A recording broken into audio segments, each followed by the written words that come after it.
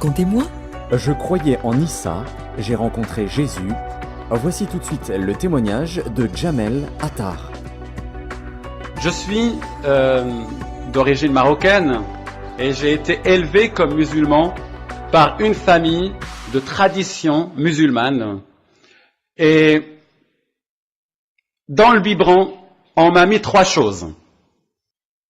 Jésus n'est pas mort sur la croix. Les chrétiens ont falsifié la Bible. Et les chrétiens prétendent que Jésus est Dieu, qu'il y a la Trinité, c'est faux. Et j'étais élevé avec ces 3 choses. Jamais quelqu'un n'est venu avec la Bible pour me dire « Regarde ce que la Bible dit, c'est faux ». Jamais quelqu'un n'est venu avec un livre d'histoire pour me dire « Tu vois ce que dit l'histoire à propos de Jésus ? Il n'a jamais été crucifié. » Et pourtant, les chrétiens disent le contraire. Jamais on ne s'est appuyé sur la vérité historique ou sur ce que disent les chrétiens eux-mêmes. on s'est appuyé sur une chose qu'un homme a dite, qui s'appelle Mahomet, et qui a dit de lui-même, voilà ce que pensent les chrétiens. Et dorénavant, tous les jours, les musulmans entendent ça.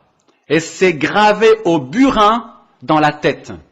Dès qu'on parle à quelqu'un qui est chrétien et quand on est musulman, on sort ces trois choses-là. Les chrétiens ont falsifié la Bible. Les chrétiens prétendent que Jésus est mort sur la croix. Les chrétiens disent qu'il y a 3 dieux. Et ça, c'est la pire des choses.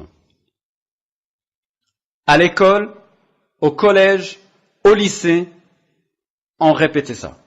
Et j'entendais ça. Quand j'allais à la mosquée, j'entendais encore ça. Et quand vous entendez très très souvent la même chose, pour vous ça devient l'évidence même.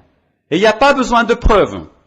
Surtout pour un musulman. Il n'y a pas besoin de preuves parce que c'est marqué dans le Coran. Le Coran lui-même dit ces choses-là. Bon, sur la falsification de la Bible, ça peut se discuter, mais Jésus n'est pas mort sur une croix et la Trinité s'est niée dans le Coran lui-même. Alors moi, j'étais, dès mon jeune âge, vraiment amoureux de Dieu. J'avais dans mon cœur une soif pour connaître Dieu. Je pensais que l'islam satisferait cette soif de Dieu. Et je me suis jeté dans l'islam à corps perdu, cherchant à satisfaire mon âme, à m'abreuver de ce que disait cette religion. Et je suis allé vers l'islam, puisqu'il n'y a que ça d'offert dans mon pays d'origine. Il n'y avait que ça que je connaissais, que mes voisins connaissaient, que le peuple entier connaissait. On ne pouvait pas savoir autre chose. On ne connaissait rien d'autre. C'est complètement différent de la France, où il y a une pluralité de religions. On peut rencontrer un bouddhiste au coin de la rue, on peut rencontrer un musulman au coin de la rue, un chrétien au coin de la rue. Au Maroc, on rencontre un musulman au coin de la rue, un musulman au coin de la rue, et encore un musulman au coin de la rue. Et là, c'est un peu difficile. Et en me plongeant dans la religion musulmane, j'ai commencé à pratiquer la religion, à vouloir la vivre exactement comme elle est révélée dans les textes, exactement comme le Coran et les textes qui s'ajoutent au Coran en parlent. Et en commençant à lire les livres, je suis tombé amoureux, on peut dire, oui, du prophète Mahomet. Je le trouvais formidable. Je voulais faire exactement comme lui. Tout ce qu'il faisait, je voulais le faire comme lui. Manger de la main droite, prononcer les mêmes formules que lui avait prononcées quand il a mangé le matin ou quand il a mangé le soir. Je voulais l'imiter en toutes choses, devenir semblable à lui dans tous les points de détail.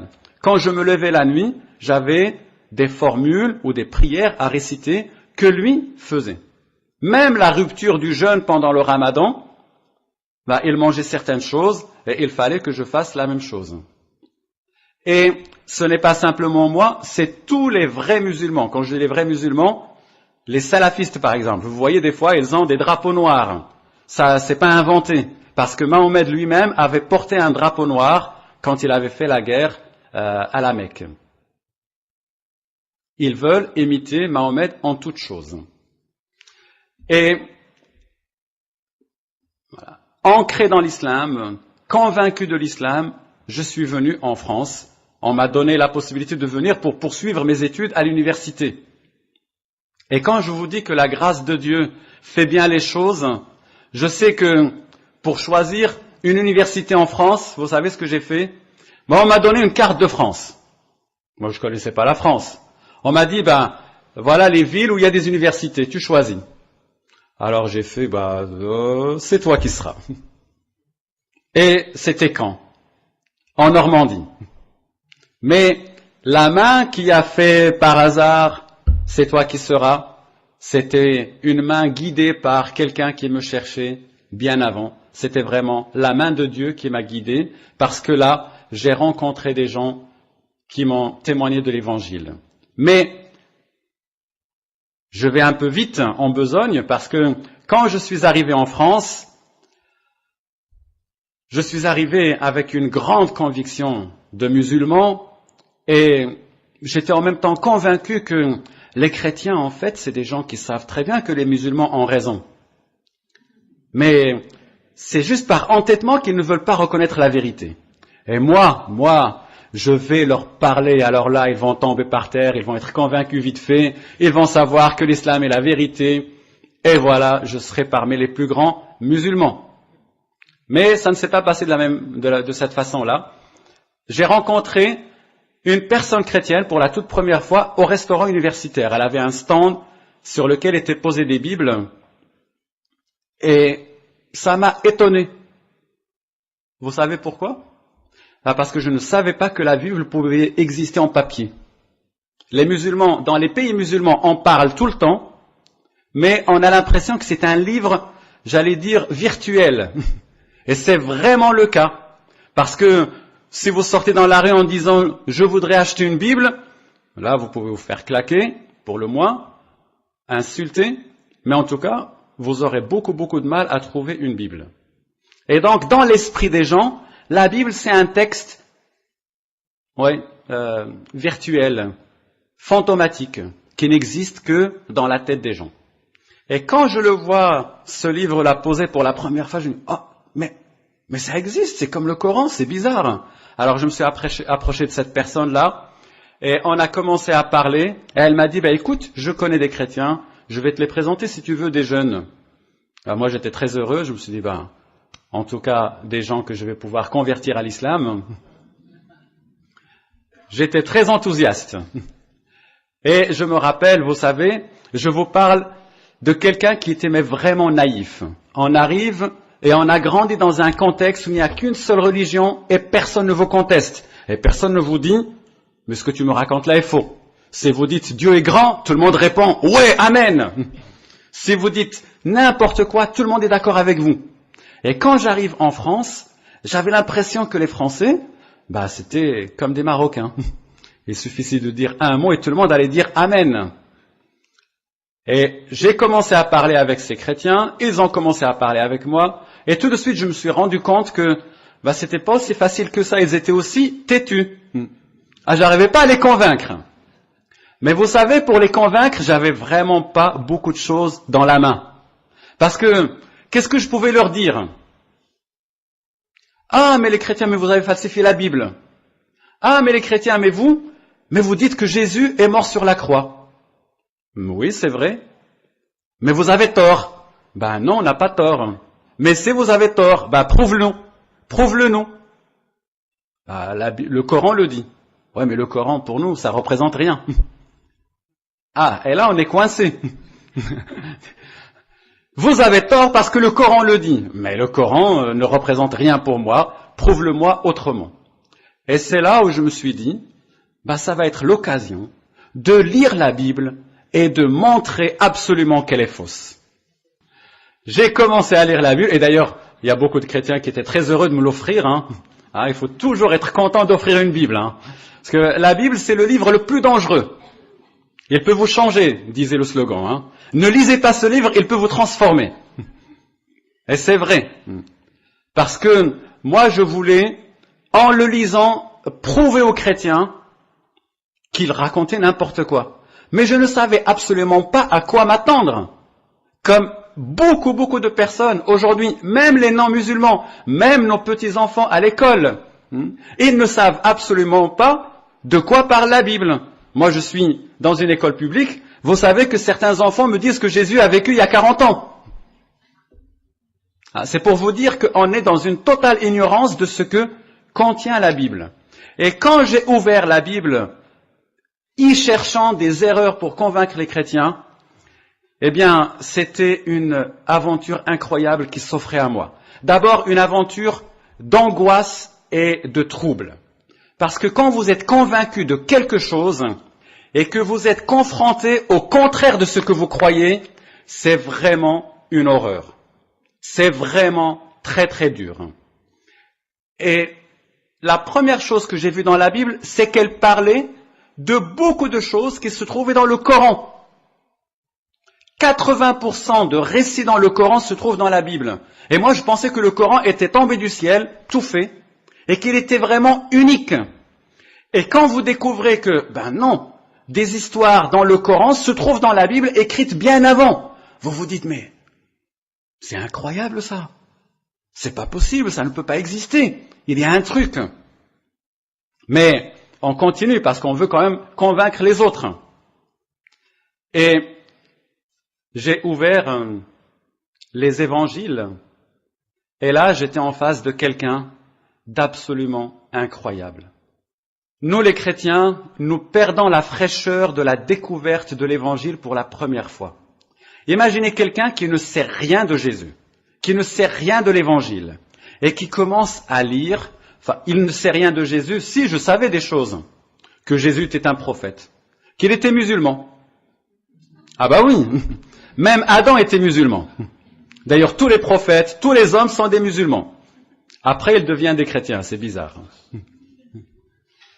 C'est ce que l'islam dit, il prétend que tout le monde est musulman, que Jésus est venu annoncer l'islam, et moi j'en étais convaincu.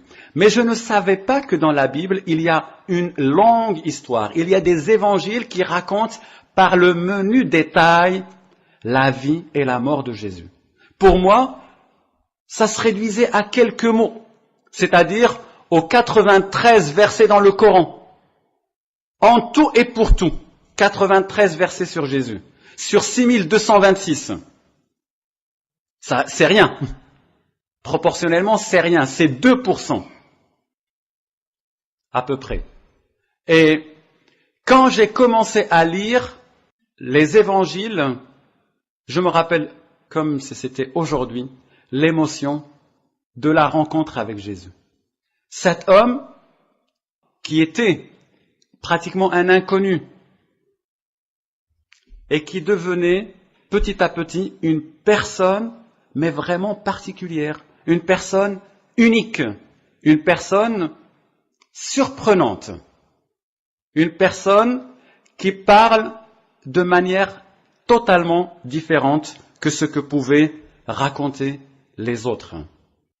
Quand je pense à ce moment-là, je pense en même temps aux troubles que cela me provoquait. Parce que Jésus, vous savez, en tant que musulman, il m'attirait par ses particularités.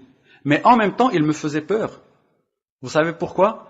Parce qu'il me menaçait dans ce que je croyais. Il représentait pour moi un danger. Et il m'attirait, j'avais envie d'aller vers lui, mais en même temps, j'avais peur parce qu'on a toujours peur de changer et on a toujours peur de se rendre compte qu'on s'est trompé. Et puis, pour moi, c'était tellement difficile de reconnaître que je m'étais trompé, c'était pas possible de toute manière. Je pouvais pas me reconnaître que je m'étais trompé parce que le reconnaître, c'est se rejeter soi-même, c'est rejeter son identité. L'islam n'est pas un vêtement qu'on met par-dessus. L'islam, c'est nous-mêmes, c'est moi-même, ma culture, mon identité, ma famille, tout ce que je suis, tout ce que je peux être. Et Jésus était une menace. Quand je sentais la pression, et en parlant avec les chrétiens, j'allais voir des musulmans pour trouver de la consolation auprès d'eux, pour trouver des paroles qui me montrent que l'islam est la vérité. Et je les écoutais, j'étais encouragé, et quand je revenais, je parlais avec les chrétiens, et là c'était difficile, parce qu'ils me montraient des choses, et je voyais par moi-même des choses qui n'étaient pas faciles à rejeter comme ça. Il fallait être beaucoup plus convaincant si je voulais les convaincre que eux avaient tort, que leur disant simplement « Vous avez falsifié la Bible, c'est faux ». Il fallait des preuves. Et ce qui m'a le plus bouleversé, et je me rappelle que je pleurais quand j'entendais ça, tout en résistant bien sûr, c'était l'amour de Dieu pour l'humanité. Vous savez, en tant que musulman, j'étais dans une autre démarche. Moi, le plus innocemment possible, je priais pour que Dieu détruise les non-musulmans. Et l'idée d'aimer son ennemi est une aberration. Et ça me semblait une aberration. Mais quand j'entendais parler de Jésus et quand je lisais dans les évangiles l'amour de Jésus pour ses ennemis, ça me bouleversait. Je pleurais, mais bien sûr, je résistais et je m'obligeais à ne jamais penser à Jésus autrement que comme prophète. Parce qu'il ne fallait pas que je pense qu'il était plus qu'un prophète, ou alors là, le Fils de Dieu, là, ce serait carrément l'horreur, parce que je serais un associateur, c'est-à-dire que j'ajouterais un autre Dieu à Dieu. Et ça, c'est le péché qui n'est pas pardonnable dans le Coran. Dieu pardonne tous les péchés, sauf de lui associer quelqu'un. C'est fait contre les chrétiens, hein, ce passage-là. Donc, penser ou se laisser même envahir par la pensée, c'est être perdu. Donc, c'était la lutte. Mais vous savez, il y a des vérités qui s'imposent à vous malgré vous. Vous avez beau dire « Non, je ne veux pas », ça vient. Et il y a une bonne expression en français, vous connaissez, hein, une prise de tête. C'est ça. Il y a des vérités qui deviennent des prises de tête. C'est-à-dire, plus vous voulez les chasser, plus elles s'imposent à vous. Et quand je dis des vérités, en réalité, il s'agit de la vérité. Parce que quand Jésus se dévoile dans sa vérité, et quand sa personne commence à devenir connue par nous, et quand il commence à devenir présent à notre vie, on est vraiment envahi par cette vérité-là qui remplit notre cœur. Quand je pense à ces moments-là, pour moi, c'était des moments vraiment très durs, très difficiles. C'est la même chose pour tous les musulmans. Et ce que je vous dis là, je l'ai vu dans la vie de mes deux frères, parce que quand je me suis converti, j'ai parlé avec un premier frère, avec un deuxième frère, et c'était le même combat, et c'était les mêmes pleurs, et c'était les mêmes insomnies, parce qu'ils étaient convaincus. Mon deuxième frère était un intégriste. Il avait la barbe. Et une fois, on est allé au Maroc, Suzanne et moi, il ne voulait même pas nous parler, parce qu'on était des païens pour lui. C'est après ma conversion. Il ne voulait pas saluer ma femme. Pour vous dire qu'il était mais vraiment comme ça. Et quand Dieu est venu le chercher, il ne pouvait plus dormir. Et quand je dis il ne pouvait plus dormir, mais littéralement. Il était hanté par cette idée. Parce qu'un musulman, vous n'avez pas besoin de le convaincre de l'existence de Dieu. Vous n'avez pas besoin de lui prouver que Dieu existe. Vous avez besoin de le convaincre de la vérité. Et à un moment donné, ça ne suffit plus de penser que c'est ma religion, c'est la vérité. Il faut quelque chose qui l'authentifie, qui le certifie au plus profond de votre âme.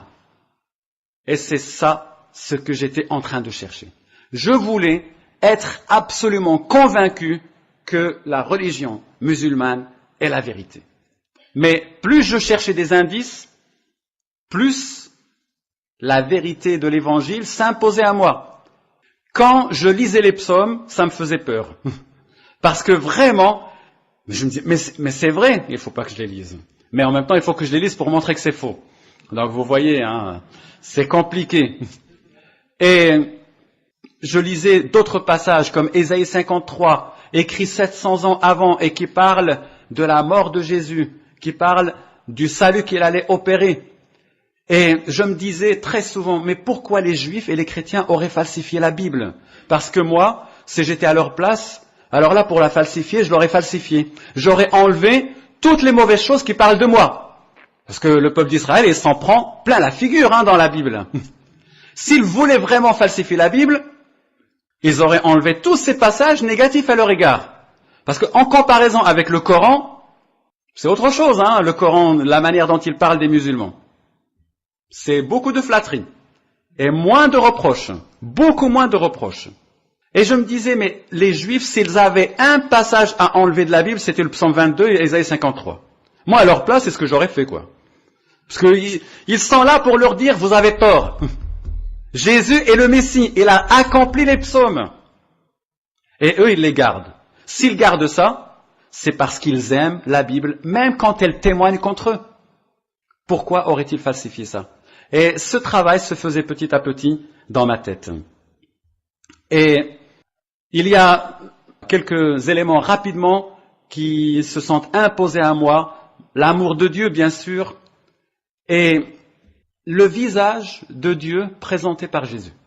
Quand je regardais ce visage, je voyais que Jésus nous parlait d'un Dieu qui est le Père de tous, le Père des croyants, de manière plus particulière.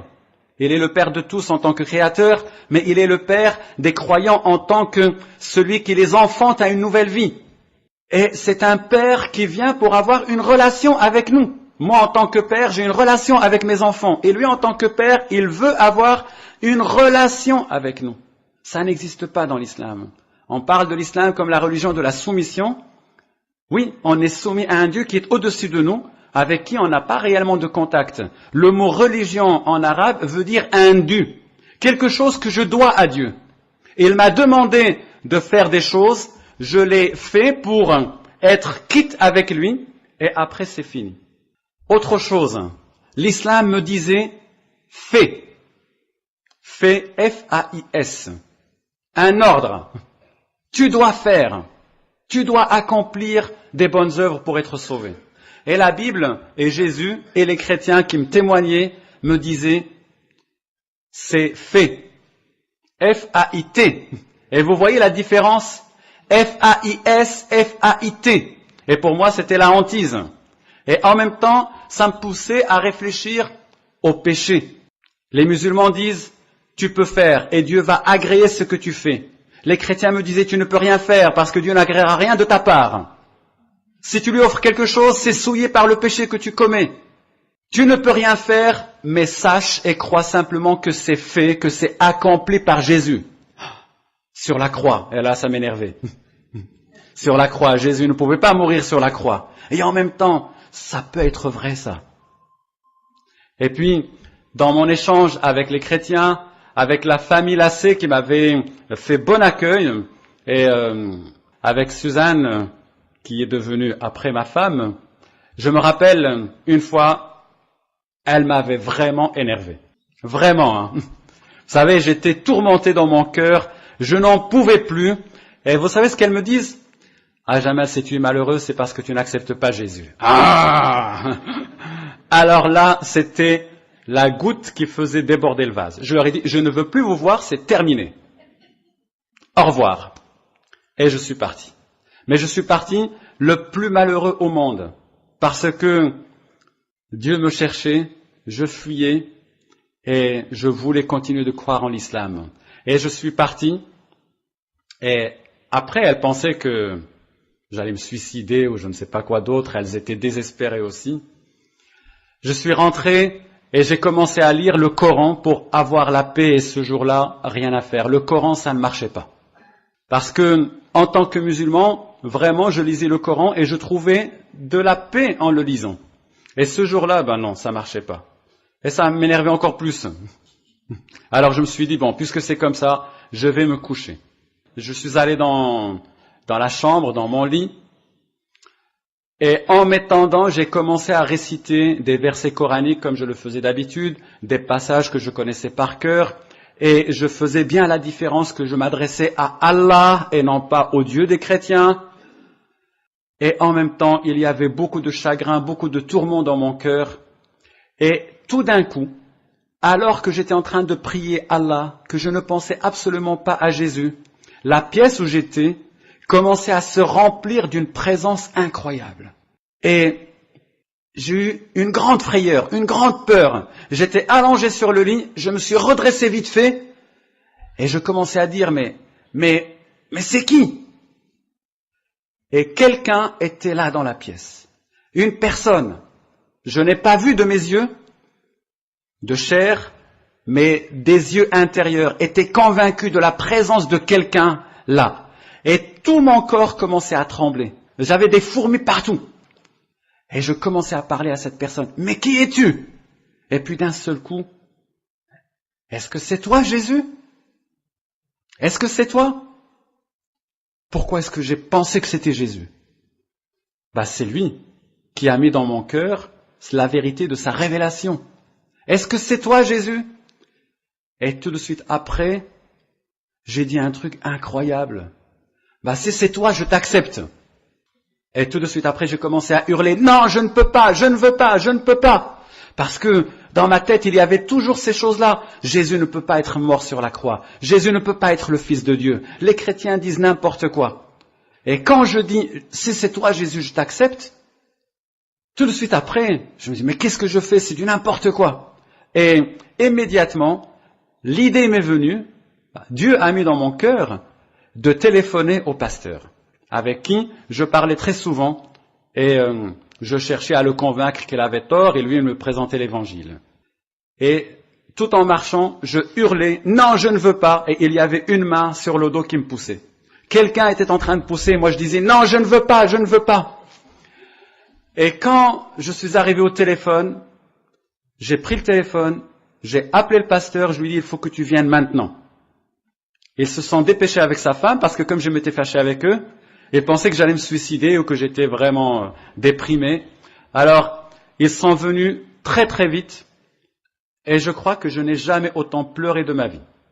Quand il a ouvert la porte, je me suis jeté sur lui, et je sanglotais, je hurlais, et je lui disais, il faut que j'accepte Jésus.